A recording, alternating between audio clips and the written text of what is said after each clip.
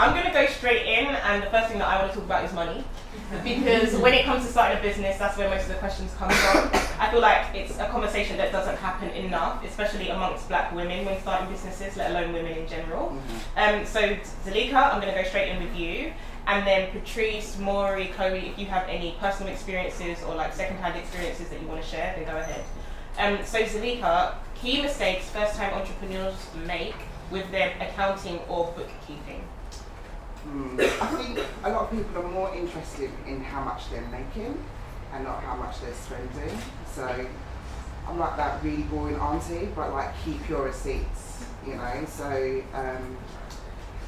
can't make great business decisions if you don't know how profitable you are. So it's all well and good saying like, oh, I made 10 grand or whatever it is. How much you spend? Like if you spent 15, then you know you need to kind of rework it. But yeah, keeping your receipts because you're paying tax on profit, not on income. So if you make 20 grand and you spent 15, the only thing they're looking at is that 5 grand. If you can't prove that you spent that 15 grand, you've got to pay the tax on the 20 grand. Do you know what I mean? So it's in your best interest to keep all your receipts. What's your trick with receipts that you tell everyone? Okay. So at the very minimum, if you're gonna, you know, it's really hard because we all buy stuff and you just chuck it in our pockets. But if you put like I said this to Jamelia, like get a shoebox that when you walk through your front door or your bedroom or whatever, throw your receipts in there. But also, it's a legal requirement to keep records as well. But it doesn't have to be the physical receipt, so you can take pictures. As long as you can, you know, it could be on a USB, it could be on cloud-based storage like Dropbox, Google Drive. Keep those records because that, you know, when you start to submit your tax returns at any point over a 7-year period, HMRC can come back to you and say, can you prove that your income or your expenses are what you said it was on that tax return? So keep, you know, really good records. Take pictures of them so you can use systems like Receipt Bank or OneTap. There's so many out there. Is anyone making notes on these apps? I would definitely I definitely recommend making note of the apps that she's mentioning. So Receipt Bank is great because it will extract the information for you. So say you're in beauty and you go and buy hair products or whatever it is, you know, you're taking pictures of it, it will extract the name of the supplier, the amount, the date, everything. You can download it as a spreadsheet or you can download it as a PDF and just keep it. Save it in, like I said, the cloud-based storage folder. You know, I set up virtual filing systems for my clients. Most of my clients are, you know, some of them I've never even met face to face. And so we set up virtual filing systems on Dropbox. So just like how back in the day you would have these lever arch files full of your stuff, just put it in Dropbox. So I have like a supplier folder, customer folder, one for your bank and one for HMRC, and within that, so say for instance inside your supplier, I would have it alphabetical, all the different suppliers and all the receipts in these folders. So at any point, if you want to say, God, I bought those folders from this particular one, it's easy, it's just there and you can see where you bought that from or how much it was, you can go back there again. I think OneTap is slightly cheaper, I think it's like £40 a year. Receipt Bank might be like £10 a month, but there's a lot out there, there's a lot of different ones that, and I mean like, just take a picture and upload it into Dropbox is free, right? Okay. And just so I can get an idea of who's in the room, how many people in the room actually already own a business? Can you raise your hands? How many people are thinking of starting a business? And how many people are just here to learn about business in general? Cool. Does anyone have any specific questions on money as yet? Go ahead.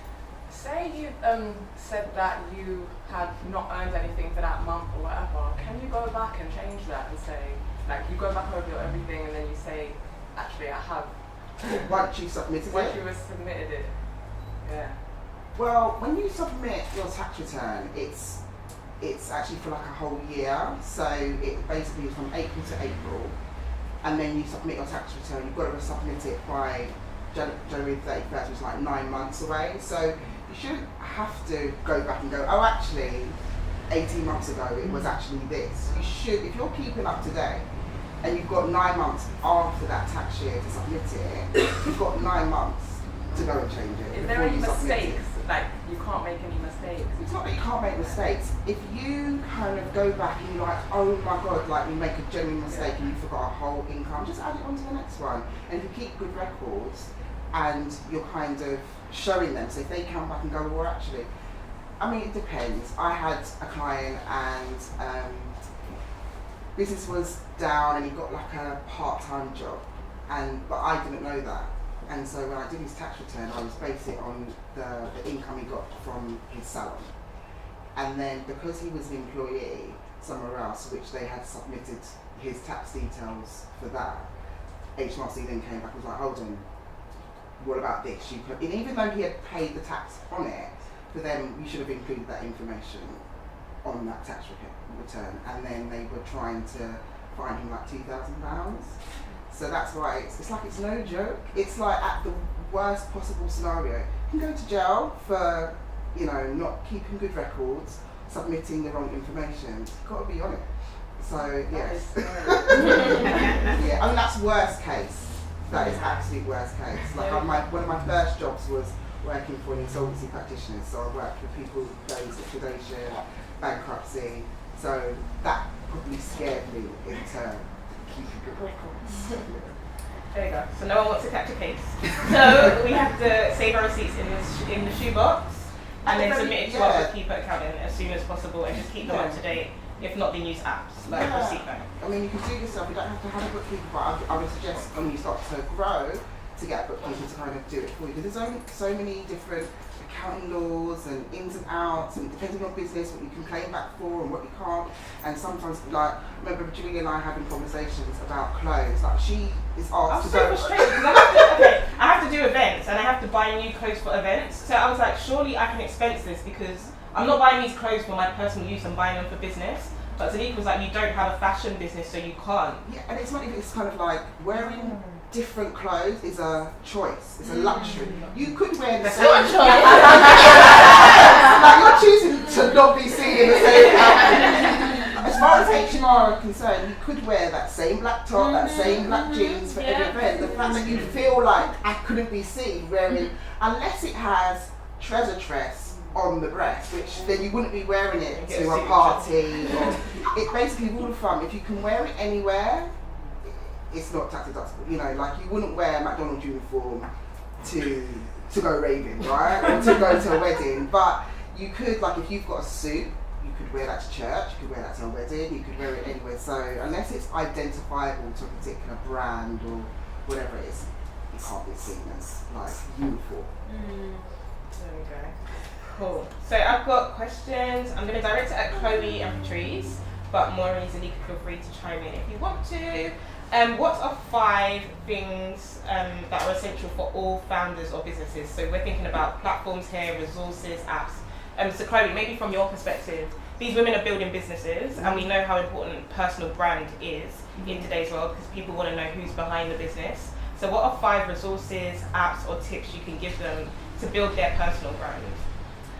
Well, I think to build your personal brand, you need to obviously everyone uses Instagram, which is important. I feel that in the beginning, I did a really good job of really building my personal brand because I had to. So I was by myself, like putting the tech tips on Instagram and had an email list so I can connect with my community and do all those things. So you're constantly connecting with people is really important. But now, with my personal brand, I mean, Natalie's my brand marketing manager, and she tells me off about my personal brand now, because the brand is so big as a company. But I think just in general, branding is just so important, and obviously you get that so well because look at the store that we're in today. But I think for apps when you're starting a business, the accounting apps are obviously really important, like whether you're using like QuickBooks or Xero or whatever. Anything that can kind of keep your files, like a Dropbox. And then for me, one of my favorite apps is actually my podcast app because I feel like for being a founder, one of the most important things is your mental state because you deal with a lot of stuff every single day that can bash you down. And you know, I'm a Pisces, I'm a very emotional character, so I always be listening to my podcast, always making sure I'm staying sane and hearing people's stories and hearing, okay, well they went through something a lot worse than me and now they've made it, so to speak. So yeah. I love that. I'm going to come back to that point in a minute. Patrice, how about you? Not sure if I can think of 5, but a domain name for sure, a website, And when you say domain name, break that down into like the most So basic your terms. brand email address can't be, I don't know, herbaltea@gmail.com. Gmail, that is the worst. You should get your own website name and your own email name, so that's your own domain. So you can link that to all your platforms, and a website. Even if it's just a landing page, because when you're telling people about your business, they're looking you up. They're definitely looking you up, and they're not just looking at your social, they are going on a website. So you want to make sure you have some kind of online presence. I would say social media, but not necessarily Instagram. I'd say depending on the type of brand that you want to build, you have to kind of figure out what platform would be most relevant for your target audience, and that's different for every niche market. It's not always Instagram. So I'd say social media presence where it's relevant for your brand, and definitely online storage, so like a Dropbox or a Drive, or just somewhere you can store your content that you're making, and all your files, your documents, and all your bits. And also external hard drive, so you can get all of that backed up, because you don't want to lose important information, files, documents, proposals, like all these different things that you need for your business. And I would say again, your finance apps, and an accountant, because honestly, and that's not it's not an app, it's not a website, but it's a human, but it's a resource. It's a resource that you need an accountant, because if you're not someone who gets all of that stuff, and that's me, I don't get it. So you can explain it to me and explain it, but still I'm gonna get stressed and kind of a little bit flustered when it comes to doing my taxes and finances, because that's just not my area. And I've learned to kind of recognize what my strengths and my weaknesses are. And so I've learned like really early, okay, look, this is not my area. Every January I'm stressed out, so I just need a bookkeeper and an accountant and a lawyer.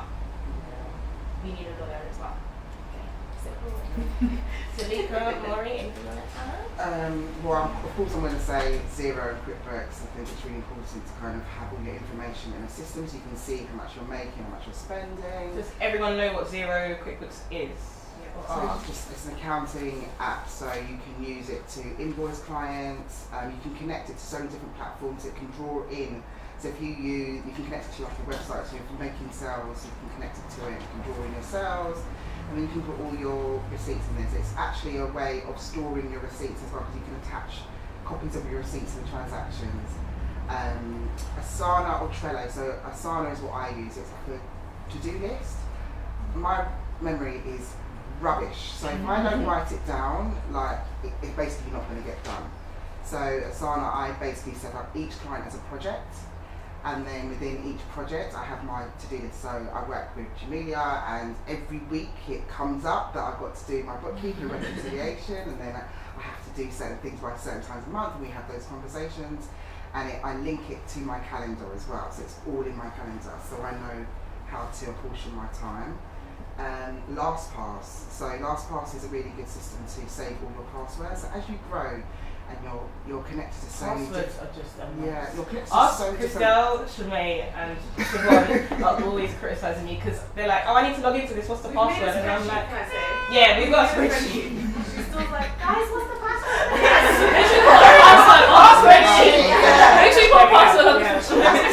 LastPass, you only have to remember one master password. So every Right. time you log in, it pops up on the right hand side of your screen and goes, do you want to remember this password? Yes, I want to remember it. Because all my I'm downloading that. all my clients want me to have email addresses the same as their business, or you've got your different platforms. There's just, it's not safe to have the same passwords. You try to be all clever about it, and then, like I said, Forget it. my memory is really bad and I can't remember, and you get locked out.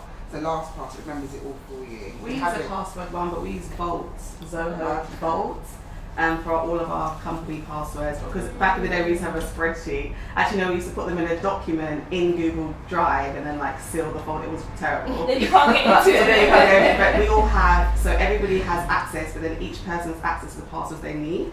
So then also I can check in the analytics who's accessed which password when.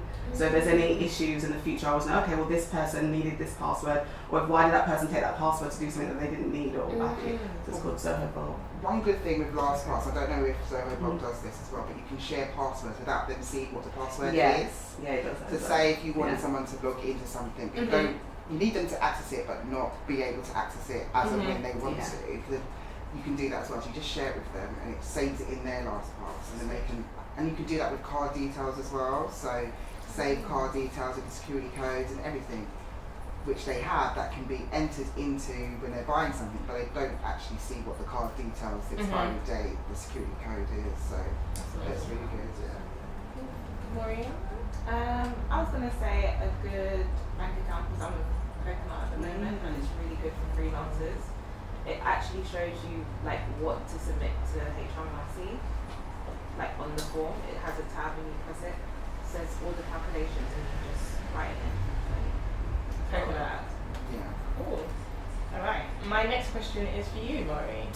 So, when I was building TreasureTress, a conversation that we continually had was the importance of community. Can you share your perspective on why you think community is so important for new businesses and existing businesses? And you can speak on some of the work that you do as well for brands and the messaging that you help them deliver. Community is really important because like this is like a manifestation of what community can bring. So I work with Nails, which is a nail art salon. They're based in Soho, and Charmadine built her community over 9 years. But what this within the community, there are like brand advocates that we don't even pay that shout out about the brands for us. So a lot of the work I do is to keep the community engaged in the brand. So for instance, when we first opened War Soho, I did a lot of Thursday Lates, which were free event. People could submit to do an event at War Soho for free, and that was literally like a venue for free in the heart of Soho. And that was just so they could like have a platform to share whatever they were doing. That could be anything from like a vision board workshop to a book launch, or to like just having a good old party. Also, it's important because it's not all about online all the time. If you don't have an offline presence, then it's not going to be, it doesn't work just being engaged online. The people offline need to love your brand just as much as they see your Instagram feed. They need to be able to look at what you do online and go and make the purchase, or come and visit you to your store if you have a brick and mortar. Loads of activations, like I did activations for like All Shades Covered when they relaunched last year in October. That was another community project where they just wanted to get their consumers to feel the hair that they sell, which is like really important, that people can have experiences with the products or services that they're selling you. Like here, building your own box, having that experience to actually pick your own box, and knowing the process that goes behind the scenes for TreasureTress. TreasureTress do it really well, I'm not being biased, but they do it really well with like doing little activations throughout the year that bring the community back together. So yeah. Cool. And what are some brands, so you named a few, what are some brands that do it really well, and then what are some brands, it will say within this room, that you think could do a better job of connecting with the community more authentically? I think people that do it well, TreasureTress have already said. I think Nails do it best, not being biased with and I think Misguided actually do it well with their base of Misguided. They were the first one to like make it more inclusive, and then everyone's trying to make it inclusive, but it's not really working out. I feel like a lot of fashion brands struggle with the community aspect. They're actually selling you a image that is not obtainable all the time. Like I hear stories that some of the influencer trips that happen, some of the clothes that they're putting on, they fit it on before they even do the shoot. Wow. So I'm buying it thinking that it's yeah, going to fit me. fit like the way it looks on them. They literally have like someone sewing and seamstress on site that will change how it looks, and then they do the shoot. So it's like what they are selling dreams, and obviously that's what selling is, right? Selling an image that you want to buy into. But I feel like fashion brands could work easier to be more inclusive and diverse, even though they're trying, it's not really going that way.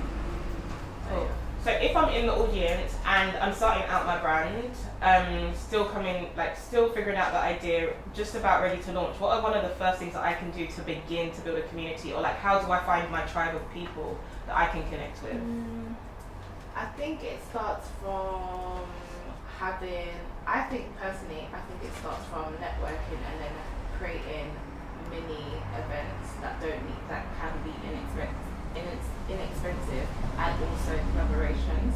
I feel like in this day and age, like back in the day, I think it was a lot easier for you to be like such a trailblazer, but I think collaboration speeds up the process now. So if you can find like a like-minded brand that you have similar ethos, I think that's a good way to build your tribe that way. Because a lot of the events that I've done, there's always a collaboration element in it, even if it's just, you think it's like something small, but it benefits that way. It can go down to like even the vendor you use. So you've got a girl that does cupcakes here, like all of us are Pen people, like all those little things you think, oh that's just, I'm just in this venue, or I just use this cupcake girl, but that actually is in a mutual exchange that helps both of you. So I think that's the easiest way to build your tribe at the moment, collaboration. Chloé, anything to add to that? Because I know that you mentioned community as well. Yeah, I think with community, I think the first thing for building a community is you need to really understand your why. You know, why are you actually doing this? Why are you actually trying to build a brand in the first place? Like, what's the point?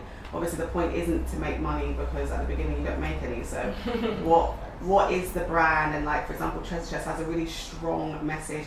Chloé has a really strong message that we really empower our clients to really build businesses for themselves. You know, like we always say, we're the influencers behind the influencer, and we love doing that, and we love helping them build their dreams. So because that's so core to us, then when we're coming up with events or anything that we want to do, we know where our customer is, because we know who she is, and we also know what she's trying to achieve. So then then the collaborations and anything becomes a lot easier, because you're like, hey, well that brand also, like you said, it's a similar ethos to me, so we're going to work together or what have you. So we did a massive event earlier in the year called the CD World Tour. Love it. Where we went to 3 states this year, and last year we went to 5 states.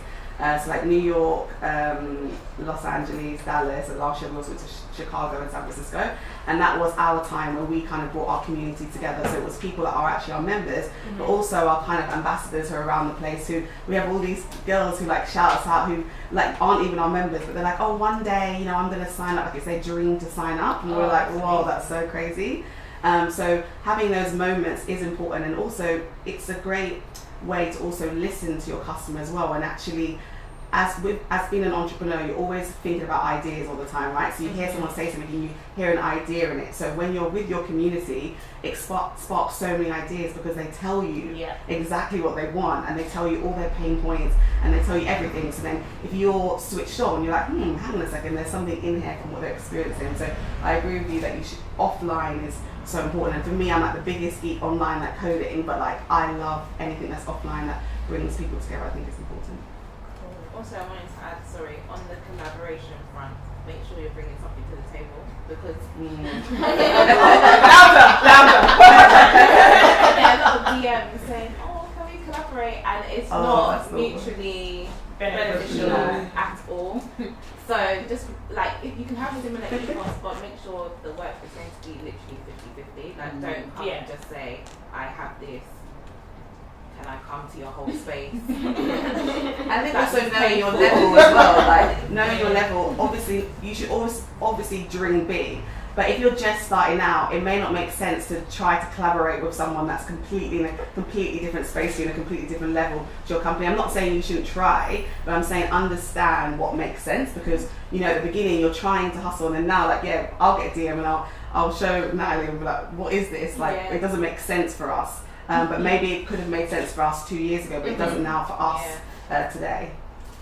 That's good. Okay, next question, completely unrelated to business, but kind of still a bit. Mental state. So you spoke about that, Chloé. What are some of the practices that you guys adopt? Because being an entrepreneur, starting from something from scratch, is the hardest thing I have ever done in my life, but equally the most rewarding thing.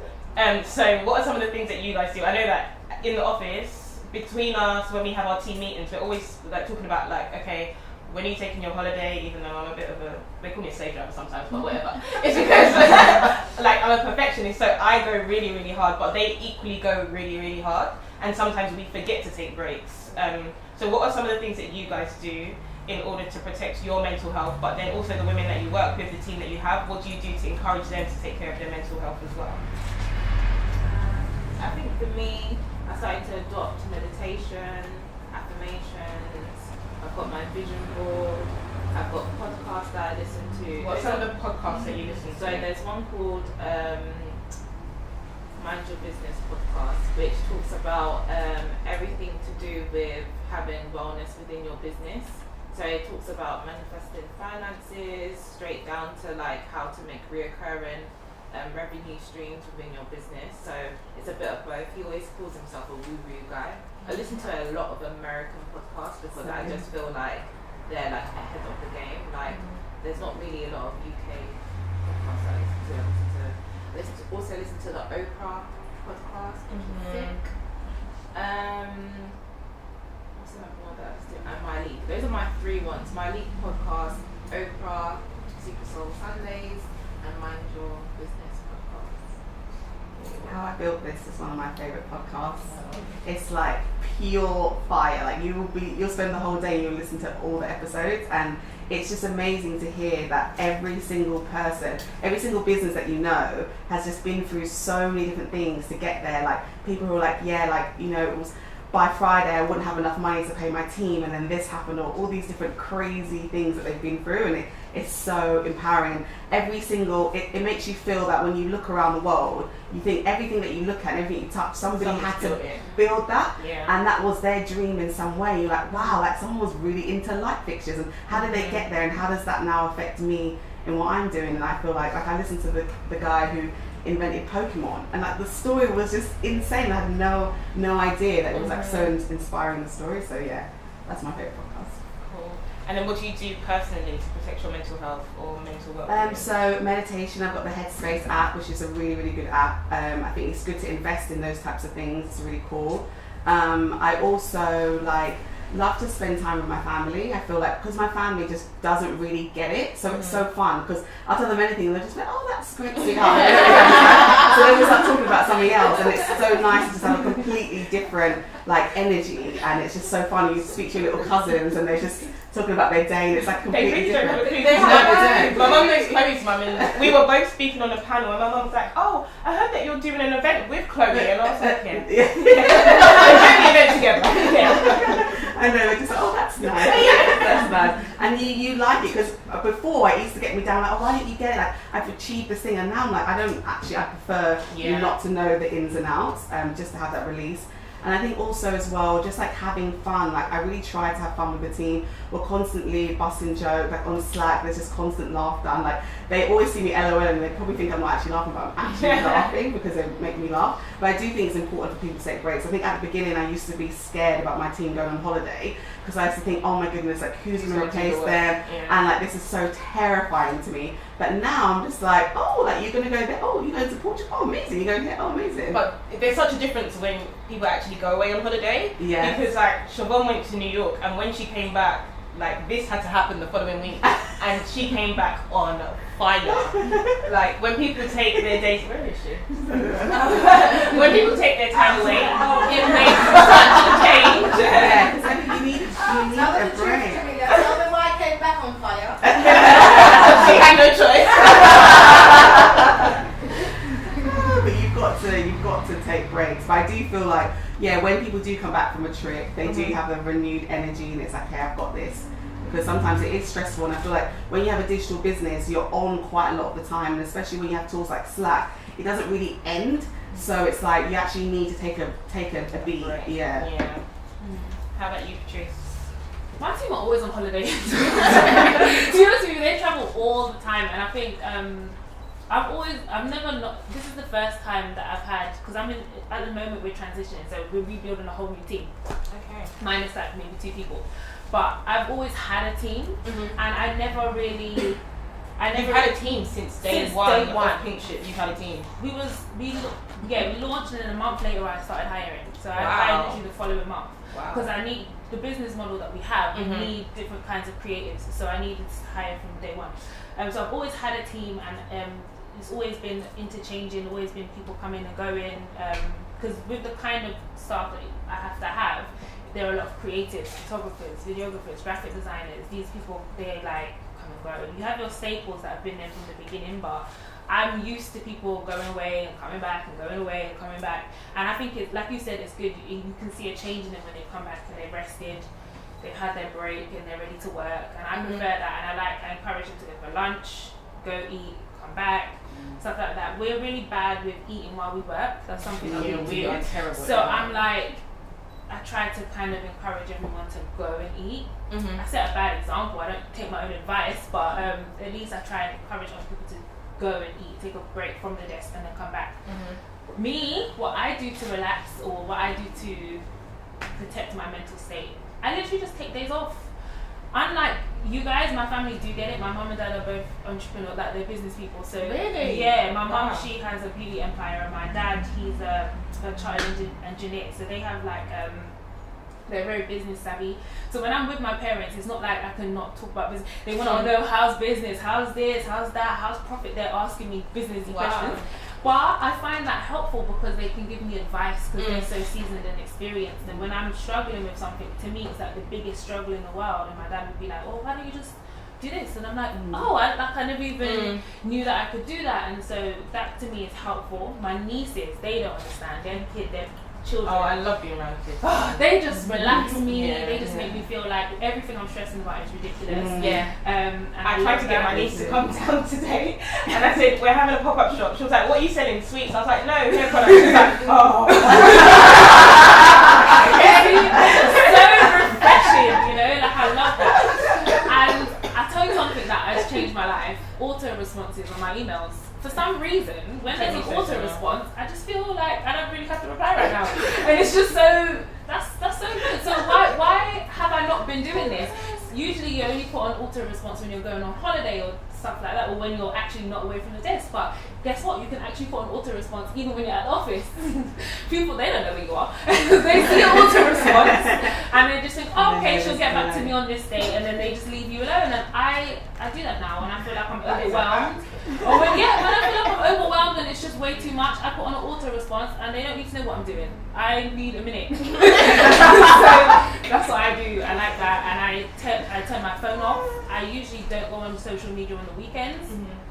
And I just turn my phone off because I work in marketing. I'm always on social media. I'm always around social media. It's always about creating content and posting this and likes and comments and metrics. And I don't need that in my personal life. So I don't need to drag that into my personal life. And so I just switch it off. I delete the app when I feel like I need to delete the app. I log off when I feel like I need to log off because I just don't want all of that in my head. I feel like when you separate yourself from technology, I don't have my phone on me right now. I see all these phones around, I don't know where mine is, and I'm good with that. That is good for me. Yeah, when you don't have technology around you all the time, sometimes you can connect with the real world. You can smell the flowers, there's trees, and feel the wind on your cheeks. Like it's not every day just be. That stresses me. So that's what I do. I'm just thinking about your face if you emailed me and got an autoresponder. I would be like,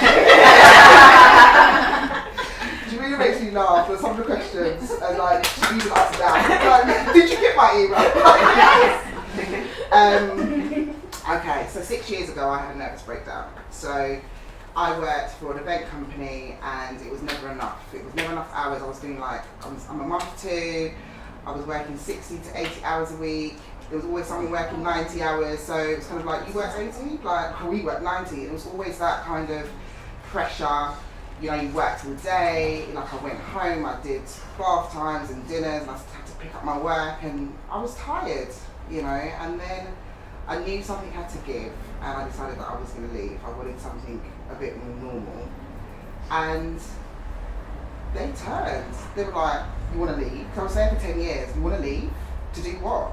And they almost took it personally, and it was like a really hostile environment. And I was the only black girl, and it was it was kind of like, what else would you do? You know, after all we've done for you, you would never have achieved this, and it was just kind of like, well, actually, I have a business degree, and you know, I work really, really hard, but when you're that tired, and when you've got that, you feel that kind of, yeah, it was hard. And I remember the morning just not wanting to get out of bed, and just deciding I was never going to go back, and I cried, and I basically didn't go back to work for 6 months, and it was brilliant. It was the summer of the London Olympics, and it was the first time that I had been off for the summer, and I went to Clapham Common, I went to go to Iceland. I had no money, and I went to Iceland, and I bought ice lollies for £1. I made sandwiches at home, I took my kids to the park,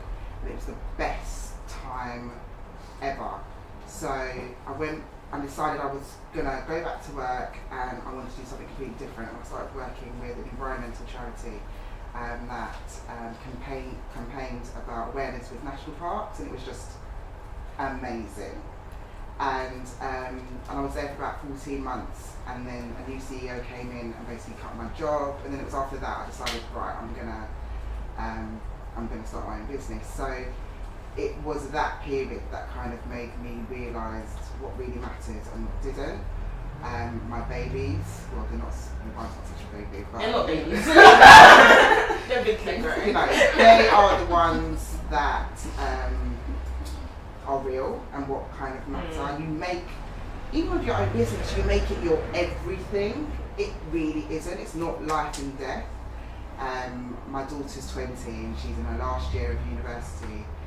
She's what's real. So, you know, and we have these conversations about her being at uni and life and whatever. And we literally grew up together. I had her during, you know, I got pregnant with her during my gap year. So yeah, I was supposed to go travelling. I got pregnant. Here's what I think. And we grew up together, and that's what's real. And my son's 10, and little mini me, and having conversations with him, and I love the little like breakfast dates that you guys do, and the little trips that you go on. You know, like my son is obsessed with trains, so we will just get on a train and go to Liverpool, walk around, have lunch, go to the museum and come back. Like, to him, that is everything. Or he's obsessed with football, so we'll get on a train, we'll go to Manchester and we'll do a stadium tour at Man United and Man City and go for dinner and come back. Like, that for him is, you know, he's going to be 10 on Monday. I said, like, oh, what do you want to get? I'm thinking, you know, he wants a new console, he wants this.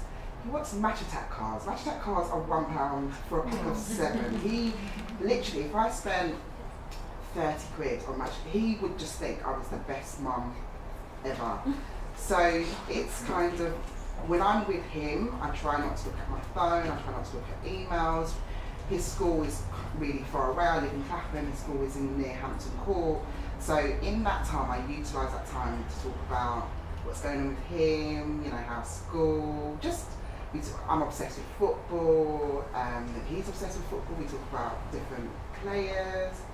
I try to do that. I'm also a Buddhist, so that's when I'm feeling really... I did not know that, yeah. but it explains your aura, like, so...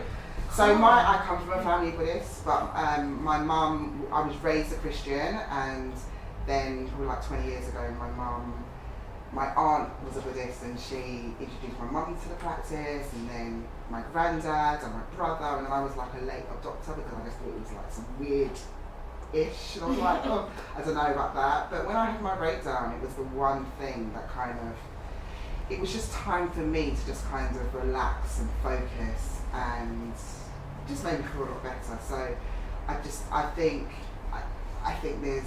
it's really important to have faith in something. It doesn't have to be religion, but something that kind of keeps you, centered and focused and keep going. And you know, even in those really hard times, it's the one thing that kind of kept me going. Even when I started my business, it was really, really hard. Like, I'm being really honest here. There were times when I couldn't pay my phone bill. I literally would go to the toilet with my phone because I was on incoming calls only. So when my clients were calling, I had to answer because I couldn't call them back, you know.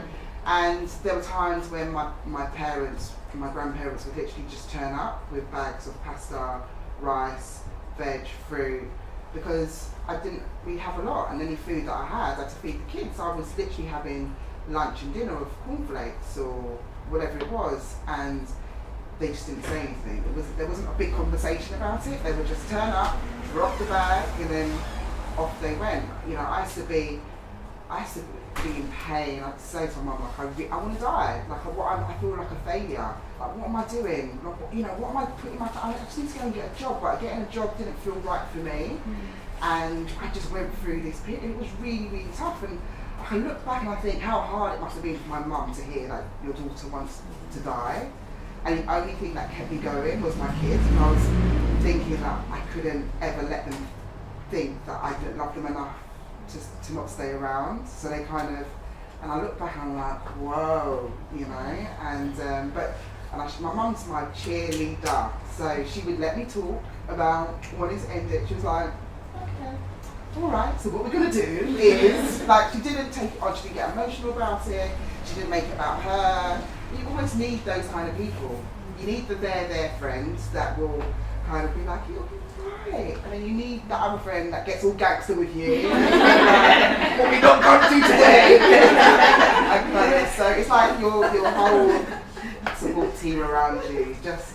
You need a really good, and it's probably going to be your day ones. It's the ones that have been there through the thick and the thin. They're not always going to be family. It's going to maybe be the family that you chose. The people that you just had, whether it's uni, school. It could be someone you met like 2 years ago. One of my best friends I only met maybe like 4 years ago. Everybody else, it's been a real day one, but it's really important to have a good, solid. So when you start getting a bit bougie, they're going to be like, hey. That's going to kind of keep you grounded. So yeah, and be proud of yourself as well. I think sometimes we get so hung up on how hard it is now, but sometimes, not all the time, take a look back and see how far you've come and pat yourself on the back, because, you know, like, it's hard out here, and we've come so far, but we've still got a long way to go, but sometimes you kind of have to do a little dance and give yourself a shout and a pat on the back, and so yeah. That leads me perfectly to my next question.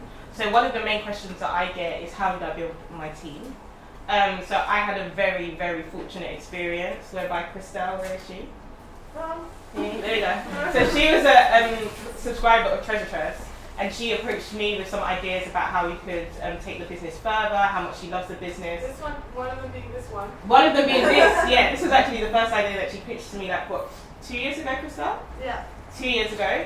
It was part of a presentation that she delivered to me. Like, she randomly asked to meet up for a coffee, and then she had a PowerPoint presentation, and she was like, we should do this pop-up shop, we should do this, that, and the other. And I was like, that's great, but I can't pay you. And she was like, it's fine, like, I'm just that passionate about TreasureTress. And then maybe a year later, was it a year later that you graduated? Yeah. Yeah. So before that, she was part-time, and then now she works full-time for TreasureTress. And then Siobhan, where is she? That's one of the day ones. So fortunate again that I've been able to work with one of my friends, Chloé. Is actually a cousin of Siobhan, which is also very fortunate, but it allows me to trust her with so much so early on. And Beulah, who's an amazing content creator. Beulah, can you put your hand up because you're trying to hide? She's an influencer, content creator, but she also does the content for TreasureTress. And we stumbled across her page, and then we engaged with her at an event, and we were like, this lady's just sick. Like, she's amazing at what she does, but her personality is even better. So I've been fortunate to be able to work with these women, and that's something that I wanted to do. I wanted to have a team of black women, like magical black women. That was actually one of the affirmations that I had for myself, like, I'm gonna build a team of magical black women. So what were your experiences building a team, and like, how do you get to that point? Because to be able to hire someone 1 month in, that's amazing. So maybe you can talk a bit about that, and then whoever wants to speak next on it can go ahead and do that. Well, the business model we had at the beginning allowed for that, because you get paid per project. Okay. So when you do a campaign, the client gives you a certain amount of money, and you can use that money to make it happen, however that works. So it was easy to start hiring straight away, because all I had to do was just use the project money. So are you using freelancers or are you hiring them? At the and putting beginning, them they on were payroll? independent contractors, yeah. Okay. Independent contractors, and you can contract them for however many days a week that you want to or that they're available. And you pay them using the client money, obviously. And at the beginning, of course, when I started, I didn't have investment or anything like that. I started with just my own money and project money, so we didn't really have that much cash flow at first.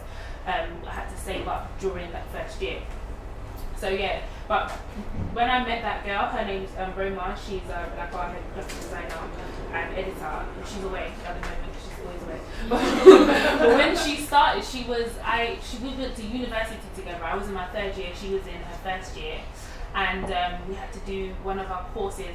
What we had to do was the 3rd years had to work with the 1st years, and we had to do a project, a campaign together. We were all doing advertising, public relations, and media. That was our course. She was 1st year, I was 3rd year, and she was one of the 1st years that was on my team, and I just loved her. She was just so sweet, so humble, so talented. She was just amazing. I really, really, really, really, really loved her. And we just really got on. So when I graduated and started the business, she was the first person I thought of to contact, and I reached out to her and I was like, would you like to come and work with me? I'm starting a business, da da da da. And she was like, yeah. And I was like, okay. I was like, I don't have that much money though. Like, you know, it's just literally you'll only get this, and it would just only be. She was like, yeah, it's great. I want to do it. And I was just like, okay, wow. And in my mind, I was thinking, does she understand me? Does she know how much money I just said? Like, it just didn't seem. But she was really, really up for it. She really wanted to do it. She loves Pink Chip. She loves everything we do, and she was just like, yeah, let's do this. And she started only a month in, and she was working so hard. And at that time, she was just doing 2 days a week, and she was just going in. And she's been there since the beginning. And then it was just me and her for about 6 months. And then, and my partner, who's like, I call him the co-founder. But yeah, so it was just us for the first 6 months. And then she was like, I have a friend who's a really good photographer. She's also really good at marketing, and she's interested in like what we do. And I told her about my internship. That's what she was calling it, because she had to justify the pay. So she was like, I was justified. So I was cool. And she was like, yeah, I was telling her about the internship, and she really wants to get involved. And I was like, okay, well, just bring her around. And we had a workspace at the time, and so she came by. I liked her, and yeah, we just clicked, and then she joined the team. And then I went and did a course. It's so funny. I went and did a digital marketing course because I studied advertising, PR, and media. But when I started the digital marketing agency, I realized I'd never actually studied digital marketing. So let me go do a course. When I went to go do the course, I knew more than everyone there and the teachers, and then I started being a teacher there. I started teaching at the course that I went to go learn at. But at that course, I met one of the other girls that joined the team, and I met some other girls, and one of their girls' boyfriend, he joined the team. Okay, wait. I want to dissect the takeaways. So first, you're saying that you tapped into your personal network. Yeah. And then secondly, you took recommendations. Yeah. So someone that you knew, They were if all they recommended recommendations someone, of her. then that was the next recruit for you. Yeah. Okay. And then there was like a family friend who I reached out to. And but yeah, within the last year, there was like so many people that I just knew of or had met through somebody, and all had reached out, and they just all worked. Now we're rebuilding, and obviously building in Canada. So the people that I've reached out to work, it's a lot of headhunting, but a lot of the people that I've reached out to work with us in Canada, as part of the Canadian team, are people that I know. So there's one girl who is originally from Toronto, from London, and she moved to Toronto last year. And she works in marketing. I thought she would be like a perfect person to help us on the ground floor out there, and just people that I know, because I travel there often for work. So whenever I'm there, I meet new people, and I'm just in my mind thinking, oh, this person would be great, this person would be great. As soon as I get the money, I'm gonna reach out to this person. So you're always on the lookout for like the next talent. Yeah, but it's weird because I do pray about it as well. I pray about these people before I reach out to them, because you don't want to invite people into the inner circle of your business to understand about everything that you do and not really have a good feeling about them. And you can't discriminate against people based on how you feel about them personally, because that's that's not ethical. But I want to still be able to enjoy being around these people, especially if I've got to be with you for a 12-hour shoot, or a 16-hour shoot, and I've got to be with you all day, or we're working on a project and I've got to work with you day in, day out for 6-7 months. I need to like you. If we're going to sit on a plane together for 7 hours, like, I need to like you, and that's just how I feel. So I need to have that, not like you, but I need to have a bond or rapport at least. Yeah. Because not everyone on your team can be your best friend. Yeah.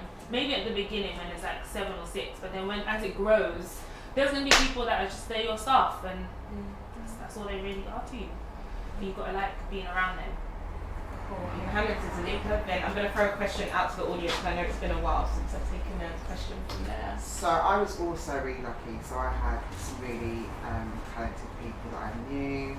So basically I started by myself. Obviously I started from my dining room table, and then as the business started to grow and I had more work than I could actually handle, I kind of wanted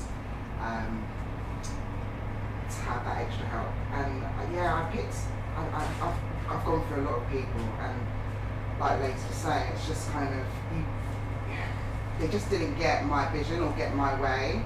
And when you work with freelancers, they're also running their own business, and so their priority is their thing.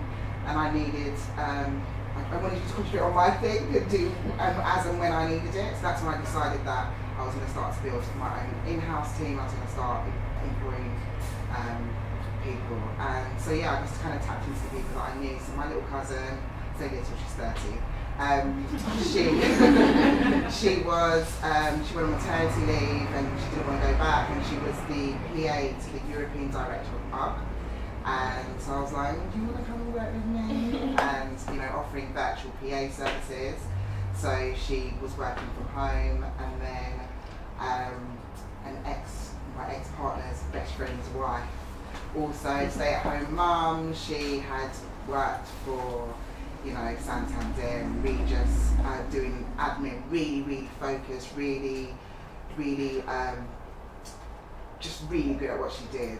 Completely different personality to me, but we got on. She wanted to come back to work, so I offered her a job, and then another friend of a friend, we just sat on the phone for like 3 hours and just talking about wanting to go back to work. And I was like, do you want to come work with me? So my whole thing is I want to work with people who, you don't need to be friends, but we could still sit down and have a drink together, and just kind of be real and talk. We could come from different backgrounds, but we can kind of relate on a certain perspective.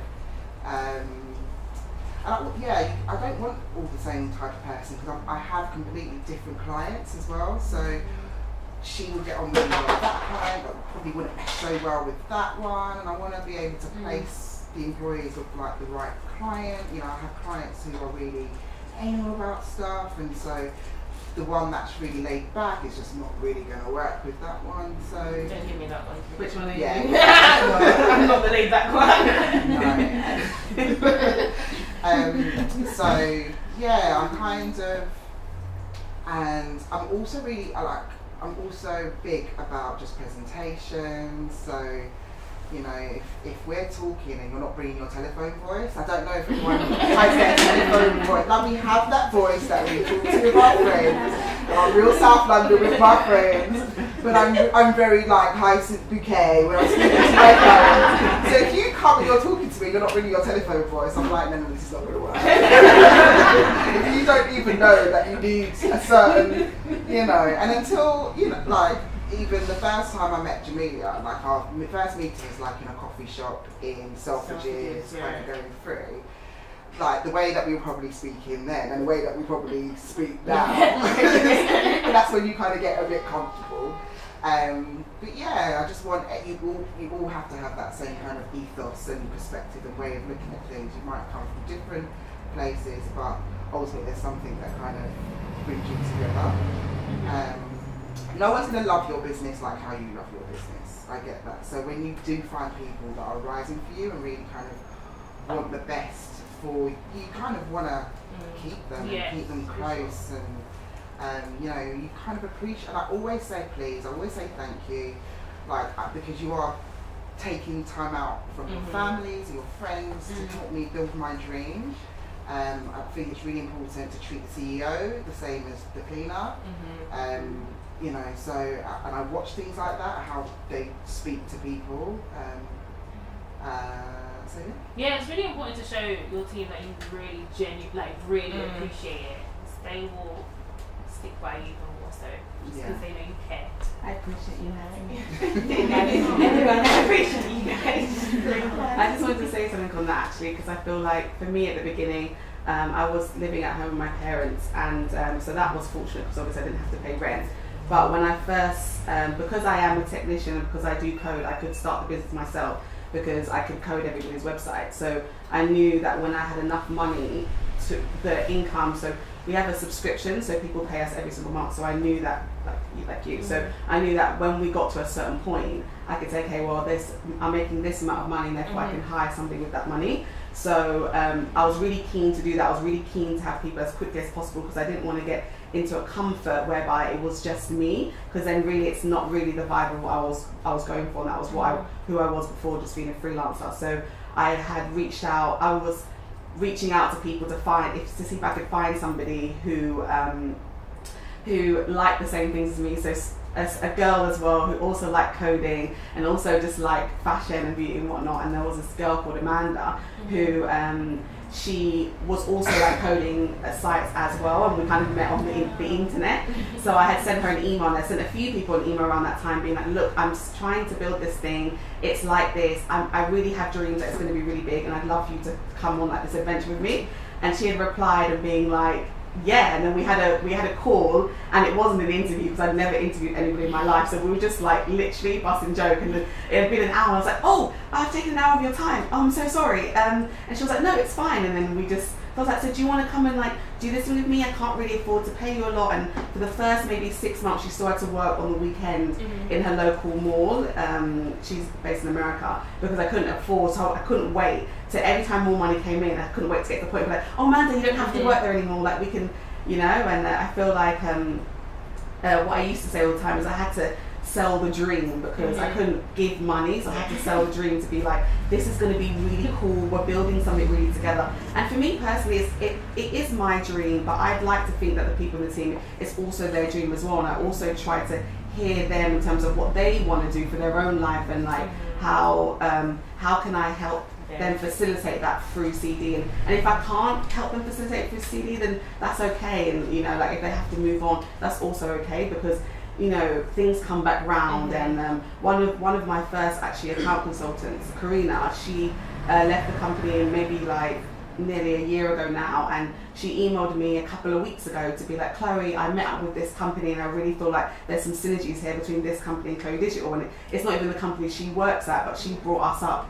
when she was there, and I thought, wow, that's really full circle moment for me, because I knew that when she'd go off, she'd do amazing things, and I love that we saw that connection. So I think even when you do build a team, it's still important to just make sure that you're just good people, and you're just good to people, because then in the future, you never know where anybody will be, whoever rises and falls, you don't know. So I would say if you give them their dream job, they'll give you your dream.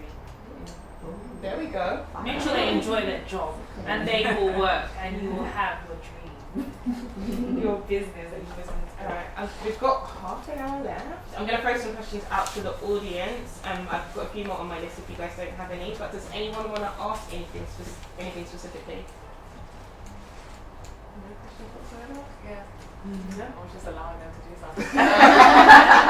Yeah, you guys were talking about community and talking about building teams. What if you're at that stage, you're in your first year, you know, you don't have a community or a team, like it's kind of, you're literally at I'm going the to beginnings of life. choose Maury to answer this question, because I think the way that you work with brands is really creatively, and the way that you collaborate with other people is really creative So, as well. although I don't have my own team yet, I'm like everyone else on the panel, always constantly looking for talent, because in the job that I do, I'm always collaborating with people to make the dream come together.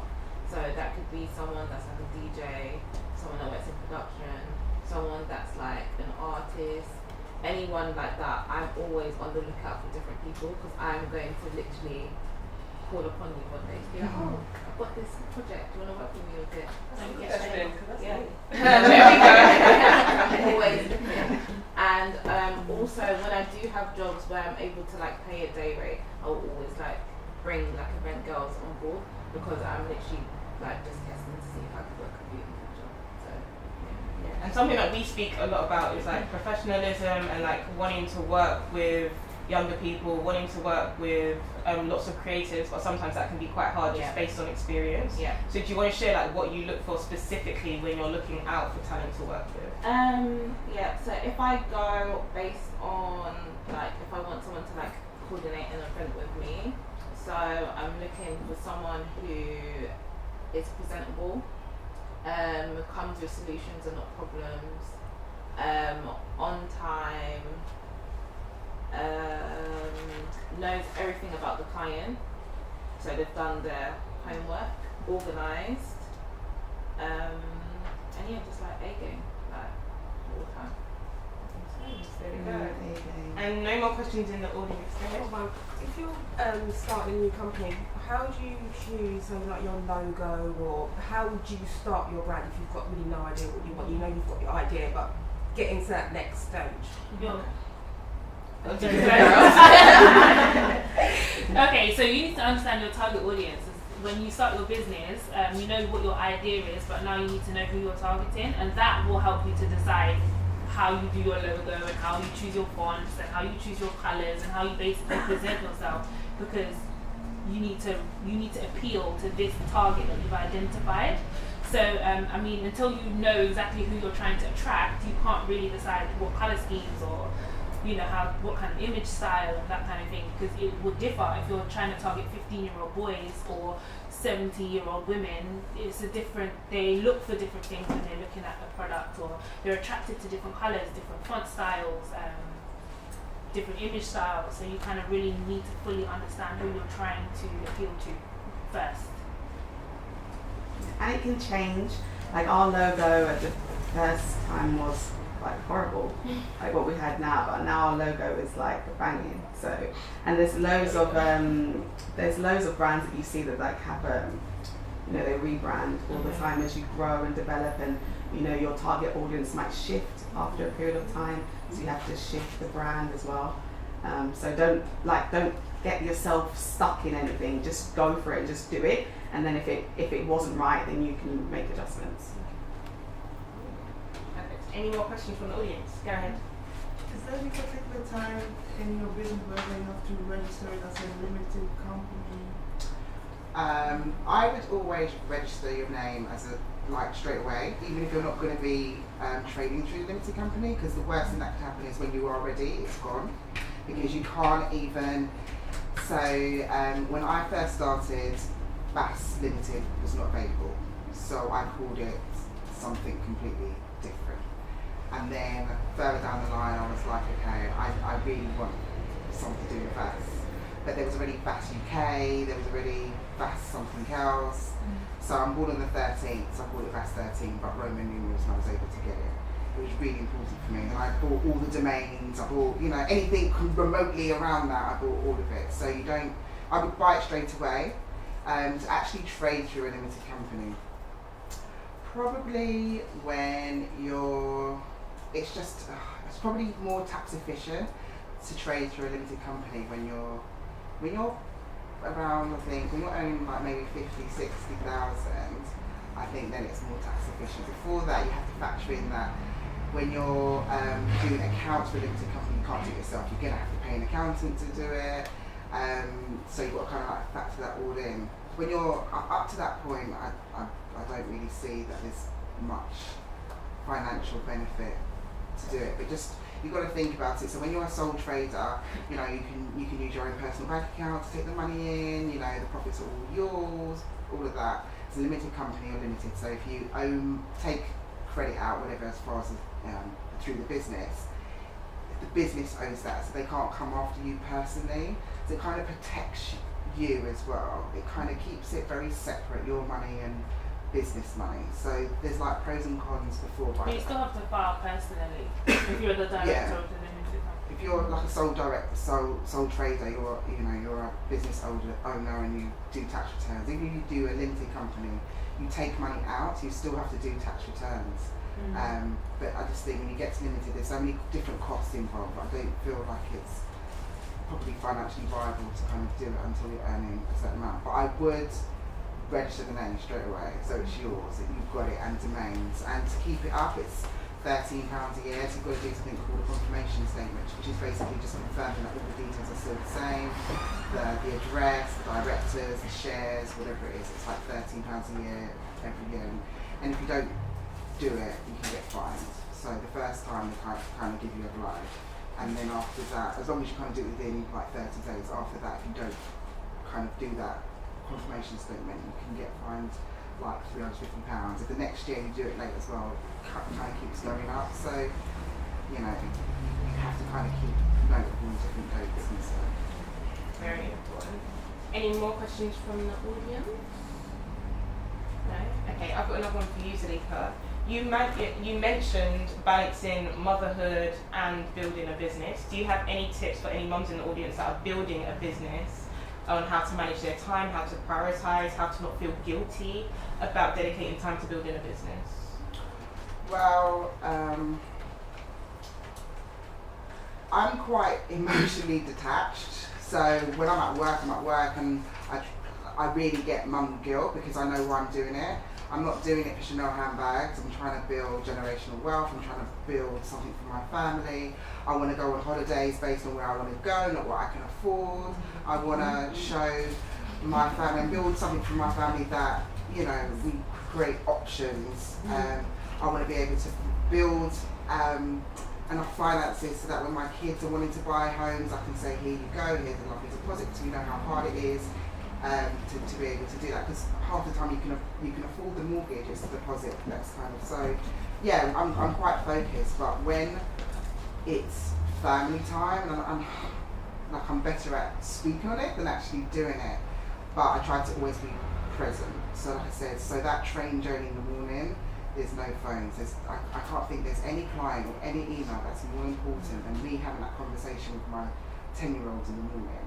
And when my 20-year-old is having a bit of a breakdown over uni, that's important. Like I try to, you know, put down, and I say to my friends, when I'm in the middle of something, I'm not gonna pick up the phone. But if you send me a text that says SOS, I know it's serious. Like I don't want to have a conversation about your man or whatever when I'm trying to be focused. If it's something serious, just send me a text that says SOS, and I will put down everything. So. I'm also really, like I said, I use my Asana as my to-do list. I connect it to my calendar. Everything is in my calendar.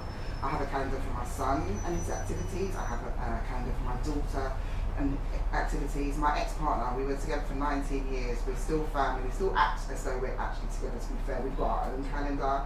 You know, they're all different color-coded. I've got like a spreadsheet that's color coded, so I block out work, I block out family time, I block out, you know, I'm a Zero certified advisor, I've got to do training, I block out that time, so it's sometimes just blocking out time. Just being really, really organised. Yeah, so if you've got kids and they've got activities on a Saturday morning, block it out, you know, so that when you're taking on and you're doing stuff, you know what actually the actual time you've got to spend. So it's all well and good saying, yeah, I'll do that for you next week. I actually don't have that time. But if you've got like a schedule like that, you can see how much time you've actually got to give to that thing. But for me, the thing I get over mum guilt is blocking out that time that I know I've had that time with my kids and I'm being able to be there and be present. But then that's mummy's work time. And my 20-year-old daughter will, you know, I had those conversations. I'm like, did you ever feel like I wasn't there enough? And she's like, he was at work. He was at work. He wasn't out gallivanting and kind of out there having that. He was at work. And she was like, I benefited that. I had every Bratz doll, everything. We went on nice holidays and, you know, you painted with me and we baked and we did, you know, I tried to, it may not have been enough, but I tried to make sure that even the smallest times were quality. So being super organised and quality over quantity in regards to time. And don't beat yourself up. Like I don't always. That's the theory stuff. What I'm saying is in theory, but we all know things happen. Your kids are sick. You know, you've got to drop everything to rush off to pick them up from school, or the childminder lets you down and you want to be able to go off and do that, you know, it kind of happens. Just don't beat yourself up. You know, you're doing your best, and as long as you're trying to do your best, that's all that really matters. Okay, and then to close up, I've got a question for you each with really quick answers. I'm going to start with you, Maury. So, what do we need to do if we're in this room, we're thinking of starting our own business? When we get home, what's the first thing that we need to do? After being here, packing our box, turning up later, eating the cupcakes, eating the drinks by Malibu, drinking the drinks by Malibu, what do we need to then go and do? If you're just thinking about it, then you need to set your intention and write it down. So that would be the first step. So go home, set the intention, write it down for what I want to do. Yeah. And then what do I want to do? What do I do with that piece of paper so that it doesn't just stay on the desk beside my First bed? thing you see every morning when you wake up. So it should be on the wall. And then something that you revisit daily. Yeah. Cool. So Lika, my question for you is step-by-step admin things that people literally need to leave here and go and do for their business. Okay, so if you're already in business, you know, like how are you keeping track of your income and expenses? Like even if you're using your own bank account to buy things for business, what I say is we've all got online banking now, so download your bank statement as a CSV or an Excel spreadsheet, delete all the personal stuff, and you're left with your expenses for the month. And kind of split it into two. So at the top I would put all your income, and at the bottom all your expenses. And then you've got your simple profit and loss, and you're keeping track. And then it means that you've got all the information to do your tax return at the end of the year. You've got all your income, all your expenses. How are you keeping the records? How are you keeping copies of the receipts and the invoices?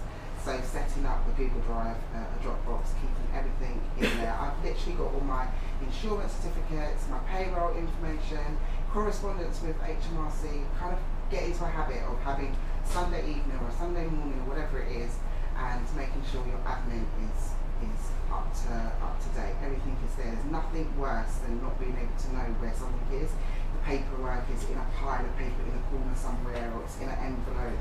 Just be on point, so at any point someone needs something and know where it is. You can give it to them. Yeah. Cool. Patrice, what should the ladies in the room know about launching a business before they launch, especially if they want to go into the beauty space? Because I know that you work with quite a few hair brands. It's not easy.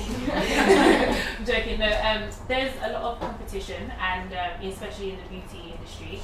So you definitely need to understand what makes you unique, what makes you different, and what are you offering people that's different to what other people are offering people. And I don't mean like in terms of products and services, because there's nothing new under the sun. So you're never gonna offer anyone a new experience with like a shampoo, but you have to convince them that it's a new experience with this shampoo, you know, thinking about how you can do that and come with a heart of service, wanting to give and wanting to serve your audience and not just wanting to get money, because people can see that and they will appreciate that, and that's how you kind of will differentiate yourself and establish yourself. Cool. And then Chloe, last but by no means least, how do you know when it's time to launch your business? So how did you know, okay, it's time for me to launch Chloé Digital? That's a great question. So for me, I feel like back to what I said about the dream and like what you're looking to do and what you're looking to do in the world. So for me, I'm very big on legacy. I'm very big on calling. I'm very big on like, what is my place on this earth and how can I serve? So you talked about service, which I think is so important. And I really felt that there was that gap, because before I did start the business, I worked in some agencies as a web developer, and a lot of the time I was the only girl, or I was the only girl who like shopped at Zara, or I was very different to everybody. And I, from my upbringing with my parents, they always taught me that, you know, your differences really define you, and that's really, when you're starting a business, that's what it's about. It's about being different to other people. So I felt it was almost, I had to do it. It was a calling. It wasn't actually because, oh, I'm gonna really want to have a business and I really want to be a CEO. Like, that actually wasn't it. Because I felt that, you know, for the younger girls who was a girl like me, I would love for them to be able to see now a girl like me and think that those dreams are now possible for themselves. So therefore, when it becomes this bigger mission, you almost have to do it. So when you said that, setting your intentions and stuff, you actually have to do it. Because you know that it's for something bigger than yourself. So yeah. we go. Perfect. Can we give a round of applause for the ladies in the panel? You guys are amazing. And you dropped some real gems. To close out, can you tell us where we can find you? And then can you also tell us what your proudest moment to date has been personally or professionally? No pressure, Maury, I'm starting with you. I just feel like because we went uni, they started with more. Okay, so where you can find me at Miss Maury on all socials. I do have an event page that Patrice and they keep up to date. Don't shoot me. Events by Maury. I do have that, but I don't put content regularly because I actually people buy from people, and when people meet me, that's how I get jobs. So that's why I just say follow me at Miss Maury. Proudest. Like your favourite activation, because you've done some big launches this year. So what's been your favourite? I guess my favourite was Galdem actually, because Nayo performed and I love Nayo. So Galdem's 3rd issue, that was in October. Cool. Next, Salika. So the company is on We Are Bass on Twitter, Instagram, Facebook, LinkedIn, I think, and Salika Jones on all platforms as well. And I'm happy for you to DM me and ask me any questions that kind of come up. Sure, everyone kind of like walks away and wish they could just know that I'm kind of all about education. I'm so passionate about people being educated about their money. I know that as we grow, you know, we employ accountants, like it's really important for us to understand why we do things with our money. Proudest moment, I don't know, like working with people like Jamelia, like I said, our first conversation was in a coffee shop, and then to see, you know, to be on the journey with them, to see it grow. And Jamelia's very, very hands-on. She doesn't want to just know like top line. She wants to understand how we got to that. So yeah, working with people like TreasureTress is like my proudest moment. To see them, it's like a proud auntie, right? Just seeing them growing and prospering, and then seeing what they do and stuff that you do with team experience, and you know, kind of giving back. I love stuff like that. Absolutely, I'll pay you later. Patrice, how about you? You can find me on social media. You can follow the agency at Pinkship, or you can follow me at patrice.camille. Her Instagram is so funny. Like if you're having a hard day and you just want to laugh, just look at her Insta stories. Like, they're amazing. But yeah, you can follow me on my social media, and then also you'll find our website and all that kind of stuff when you get into our social media. My proudest moment, honestly, career-wise, like I've had so many amazing projects and done so many things that I've enjoyed. I love watching like my team, when I see them come and grow, and just, you know, just seeing them like doing work that they love. I feel very proud that I was able to provide them an opportunity to get a job that they love, because it's really competitive out there to find a job at an agency, but to actually have an agency and be able to employ people, that makes me feel very, very good. The fact that we're international now, so that we actually have clients in Canada, so that to me is amazing. I love that. But really my proudest is literally just sticking to it, starting it and committing to it, and not giving up when it gets hard. Because there are days when I'm like, that's it, I quit, and then I realise, oh, well, then that's a lot of admin because there's people work here, so I can't just quit. I'm not like I can't do that now. So yeah, but it gets like that, and the fact that I've just stuck it out and I'm still here and it's growing and not dying is that's a very proud moment for me. There we go. So you can find me on social under chloédigital, and the business is chloédigital on all platforms. That was just too much. I think for me, all those same like proud moments, exactly the same, like team doing stuff when like they're like, oh, I'm not sure if I'm able to do that. I'm like, oh, you got this, and then they do it. It's like, oh wow, I can do this, and they really build on their skills, which is so amazing. Like just to see someone do that. And then I also think the proudest really is like serving our customers, and you know, we always, one of our statements is like your brand is what people say about you when you leave when you're not in the room, and we feel that we do a good job of that, and people do talk about us in a really good light, and they actually get what we're doing. So when they get it, I'm like, oh wow, like we're actually really putting out the message right, because they really understand. So I feel like the fact that we can really enable these women, like I said at the beginning, to really build these businesses, and when they tell us these things that they've achieved, and we had a small part to play in that, and especially for women who wouldn't traditionally have owned their own businesses, because obviously this influencer blogging market has a lot of women in it and people who didn't actually set out to be business owners. So when we help to enable them to do that, it's just so powerful and amazing. So that makes me proud. Well, again, thank you guys so much for coming out. We're going to open the shop floor so that you guys can begin building your boxes. Please, everyone in here starting a business, will use this opportunity to get to know each other, because you never know who can help you. And also use this time to grab the panelists and ask them any questions that you have.